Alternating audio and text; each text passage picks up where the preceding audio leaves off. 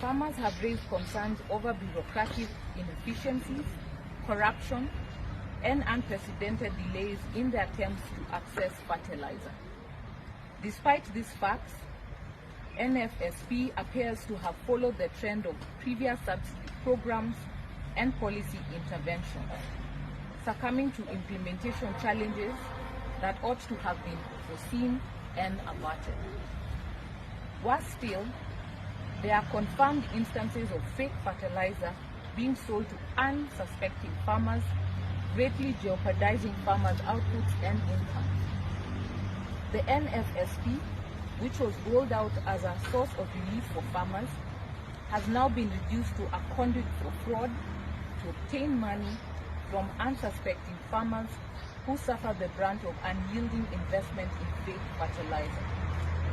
Clearly, the NCPB and the Kenya Bureau of Standards have grossly abrogated their duty to enforce stringent quality control measures stipulated in the Standards Act, and have taken no steps to conduct inspections, investigation, or administrative action to curb this insufferable trend.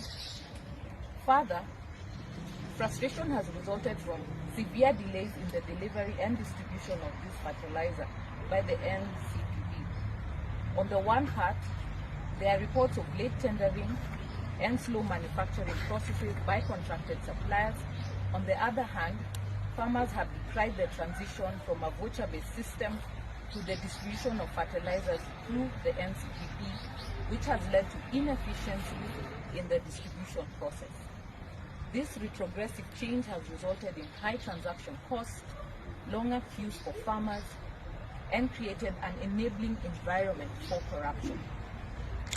The overall consequence of these failures is that farmers have failed to break even, lost significant sums of money in buying fake fertilizer, and the agriculture sector has been spun into a crisis at a time where Kenyans contend with strained economic realities that cannot survive food insecurity. Instead of taking decisive action to address this crisis, the Cabinet Secretary for Agriculture has turned his attention to a public spat with journalists who unearthed the fraudulent scam that has been made of the NFSP.